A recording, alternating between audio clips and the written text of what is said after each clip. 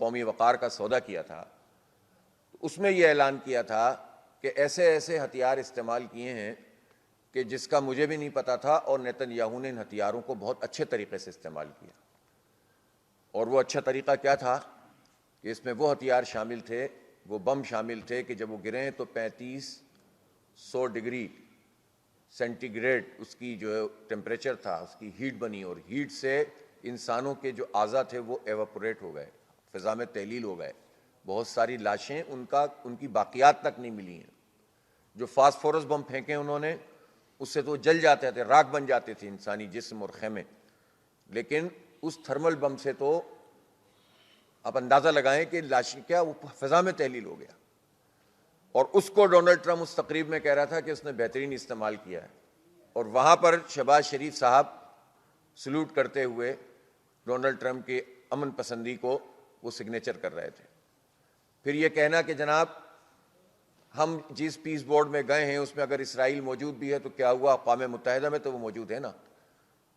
تو اقوام متحدہ میں تو جب نیتن یاہو تقریر کے لیے آتا ہے، اور خاص طور پر جب فلسطین کا کوئی معاملہ چل رہا ہوتا ہے، تو اس میں تو صرف پاکستان ہی نہیں، دنیا کے 150 کے قریب ممالک واک آؤٹ کر جاتے ہیں۔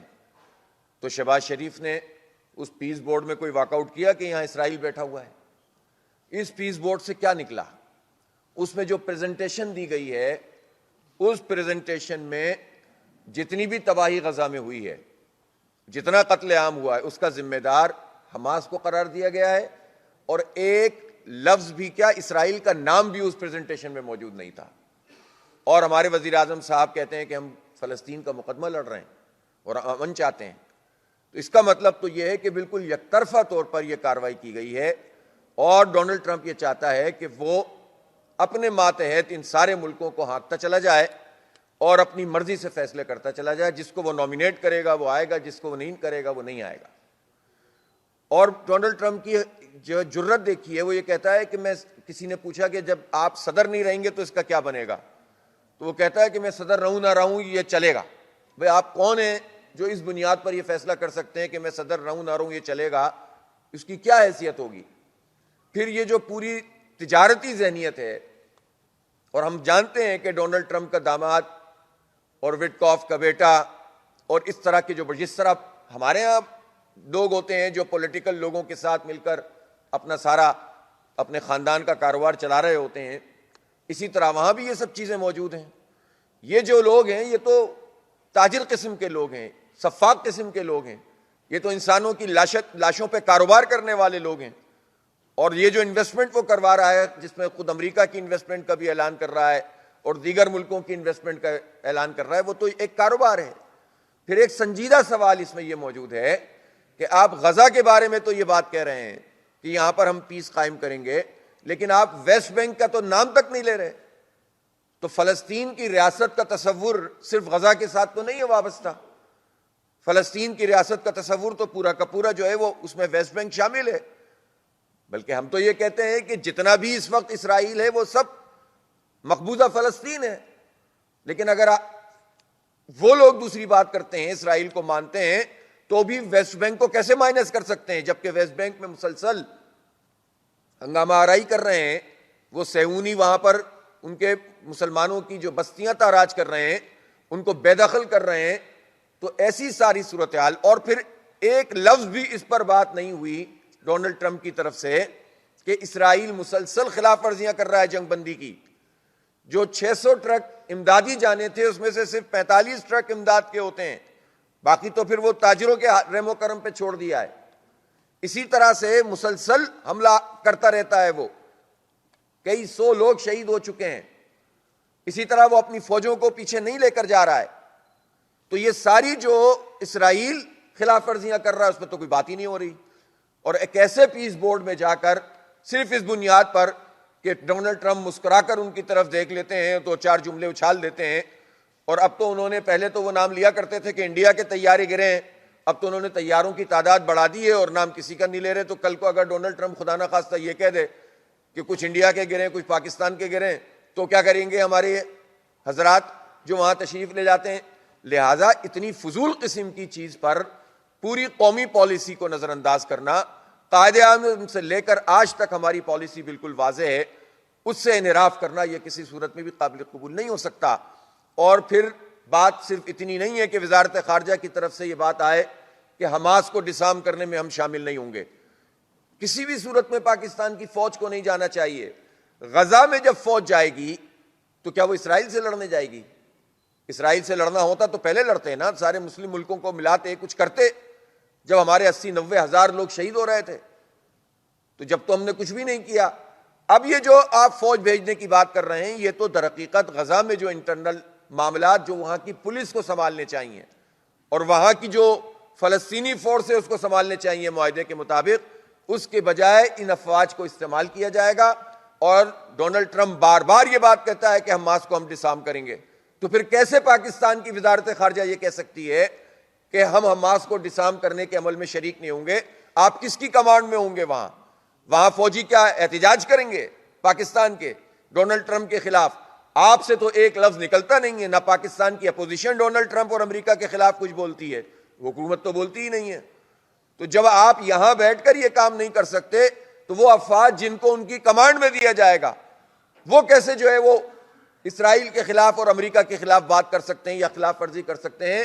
ان سوالوں کا کوئی جواب پاکستان کی گورنمنٹ کے پاس نہیں ہے۔ اس لیے ہم یہ سمجھتے ہیں کہ انٹرنیشنل اسٹیبلائزیشن فورس میں کسی بھی صورت میں جانے کی ضرورت نہیں ہے، اور یہ پاکستان کے لیے، پاکستان کی افواج کے لیے، پاکستان کے 25 کروڑ لوگوں کے لیے یہ ناقابل قبول بات ہے۔ یہ ہماری پالیسی سے انحراف ہے۔ یہ اسرائیل اور امریکہ کو سپورٹ کرنا ہے، یہ فلسطینیوں کو سپورٹ کرنا نہیں ہے۔ لہٰذا ہم تو یہ پوچھتے ہیں کہ وہ جو فلسطینیوں کی ٹیکنوکریٹ کی کمیٹی تھی وہ کام کیوں نہیں کر رہی؟ یعنی جو کرنے کے کام تھے معاہدے کے مطابق وہ تو ہوئے نہیں ہیں، اور جو اس کے علاوہ باتیں ہیں وہ سب جو ہے وہ شروع ہو گئی ہیں، اور اس میں مفادات ہیں سب کے وابستہ۔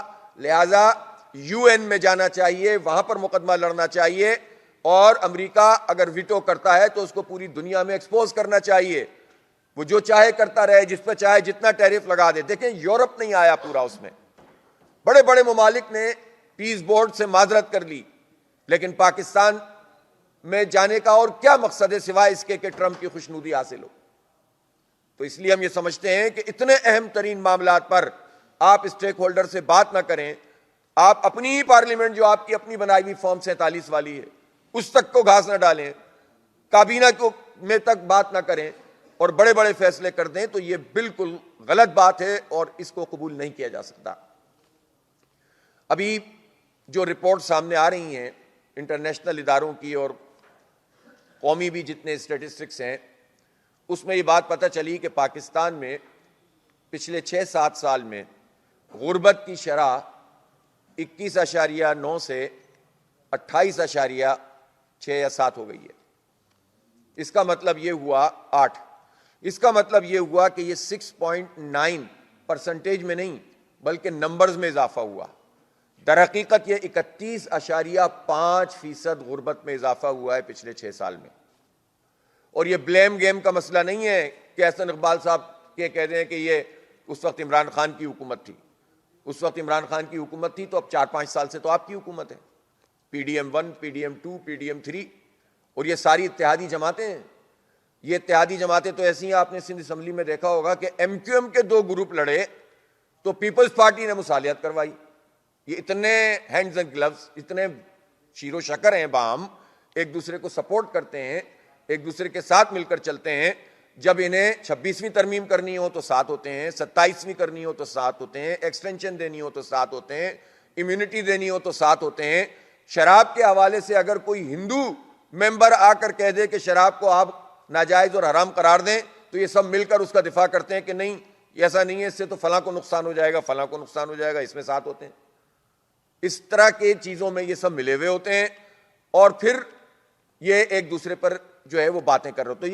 یہ ساری PDM ہے، یہ بتائے کہ غربت، یہ جو اشتہار ہم دیکھ رہے ہوتے ہیں پنجاب سے لے کر سندھ تک اور پھر مرکز کا، تو آپ یہ بتائیے کہ ان اشتہاروں میں تو پاکستان بہت ترقی کر رہا ہے، اور یہ اشتہار بھی کس کے پیسوں سے چھپتے ہیں؟ یہ ہمارے ٹیکسوں کے پیسوں سے اشتہار چھپتے ہیں۔ یہ ساری جو ٹی وی اور اخبارات پہ جتنے اشتہار چل رہے ہوتے ہیں یہ ہمارے ٹیکسوں کے پیسے ہوتے ہیں۔ تشہیر ان لوگوں کی ہوتی ہے، چچا جان کی ہوتی ہے، بھتیجی صاحبہ کی ہوتی ہے۔ خاندانوں کی تشہیر کے لیے قوم کے ٹیکسوں کا پیسہ استعمال کیا جاتا ہے۔ سپریم کورٹ کا فیصلہ موجود ہے کہ کوئی حکمران اپنی تصویر گورنمنٹ کے اشتہاروں میں نہیں لگا سکتا، اس کی خلاف ورزی ہو رہی ہوتی ہے اور سب چل رہا ہوتا ہے۔ اور عملاً صورتحال یہ ہے کہ پاکستان 31.5% غربت میں اضافہ پچھلے 6 سال میں ہو گیا، اور میں صرف پنجاب جس کے اوپر بات کر کے پورے پاکستان کو بیوقوف بنایا جاتا ہے۔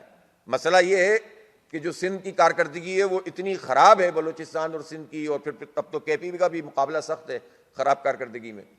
یہ تو اتنی خراب ہوتی ہے کہ لوگ کہتے ہیں پنجاب میں بہت کام ہو رہا ہے، لیکن میں پوچھنا چاہتا ہوں کہ پنجاب میں اگر کام ہو رہا ہوتا تو پورے ملک میں تو غربت کی شرح میں 31.5% اضافہ ہوا ہے، پنجاب میں غربت کی شرح میں 42.2% اضافہ ہوا ہے، اور اس کی وجہ سے پورے ملک کی پرسنٹیج بھی خراب ہوئی ہے کچھ۔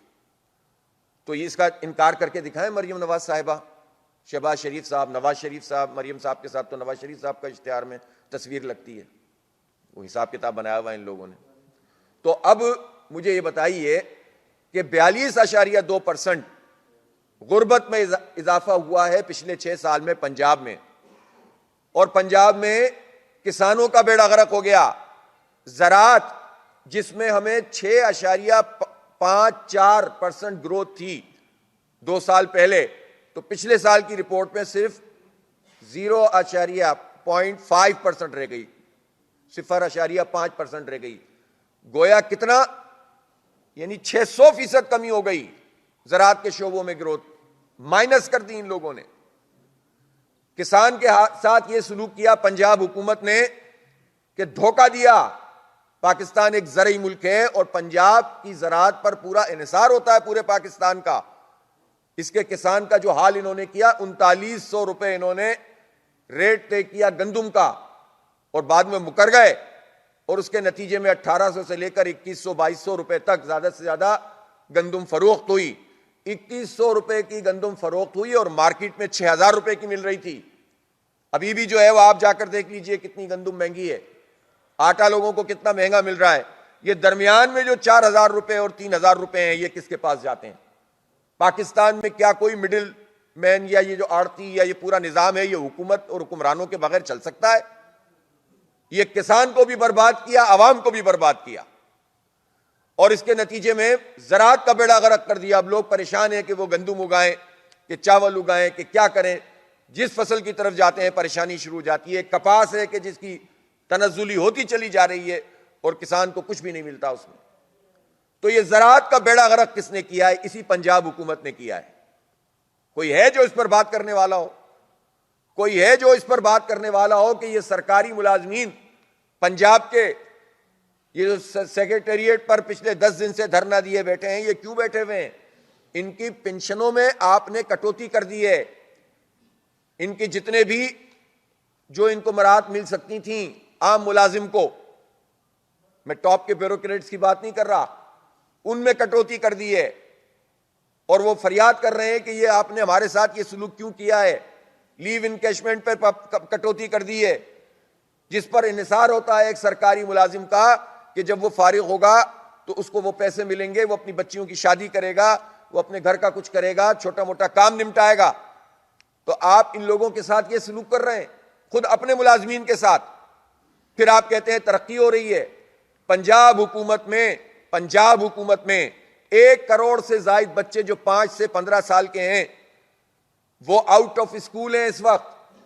یہ ترقی ہو رہی ہے۔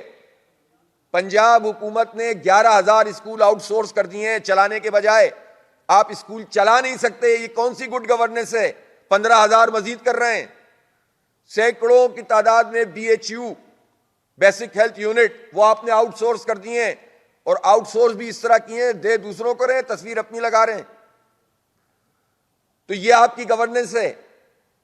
آپ اندازہ تو لگائیے کہ یہ گورننس کا کیا حال ہے۔ وفاقی حکومت نے بغلے بجائی ہیں، خوشیاں منائی ہیں کہ 135 ارب روپے میں PIA کو انہوں نے پرائیویٹائز کیا، جبکہ 125 ارب روپے وہ ہوں گے جو انویسٹمنٹ کے طور پر وہ پارٹیاں لگائیں گی، اور صرف 10 ارب روپے میں PIA جیسا ادارہ فروخت کر دیا۔